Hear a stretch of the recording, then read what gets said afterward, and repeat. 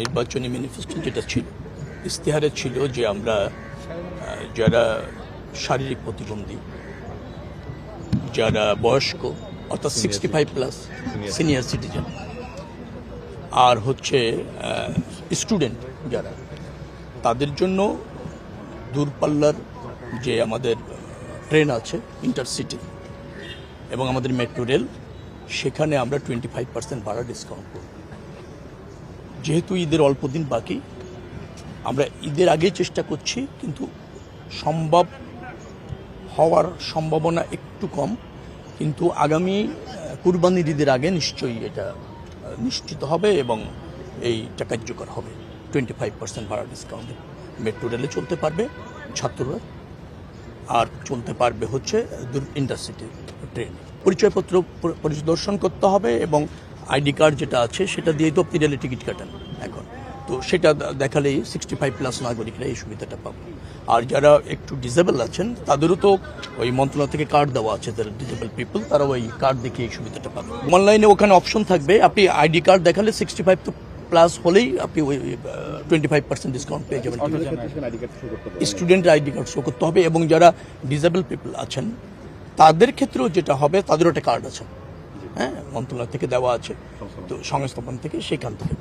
সহজ কথা হচ্ছে যে আমরা রেলের একেবারে সার্বিক উন্নয়ন চাচ্ছি। এখন যে সমস্ত ট্রেনগুলি চালু আছে তার গতি বৃদ্ধি এবং অল্প সময়ে যাতায়াত কীভাবে করা যায়, তার জন্য বিদ্যমান কিছু প্রকল্প আছে, সেগুলি আরও বেগ পাবে।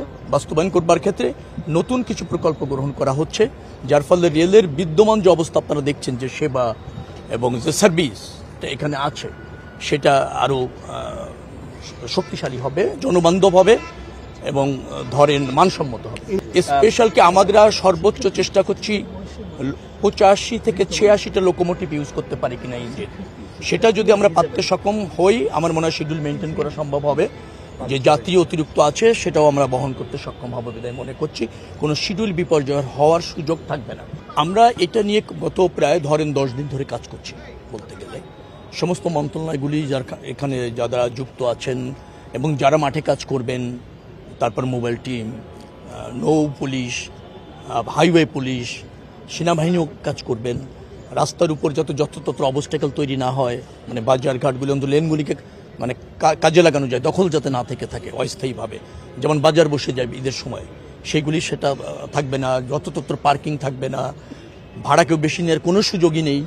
এটা নিয়ে আপনার যারা বাস মালিক সমিতি আছে, লঞ্চ মালিক সমিতি আছে, তাদের সাথে বসেছি, তারা অঙ্গীকার করেছে এবং আমরা তাদেরকে কিন্তু ইসের মধ্যে রেখেছি, আর কি নজরদারিতে রেখেছি, এবং যে কোনো মূল্যে আমরা এটা প্রতিষ্ঠিত করব। ঈদ যাত্রার স্বস্তিতে হচ্ছে, আশা রাখছি সবারই এরকম সহযোগিতা থাকলে।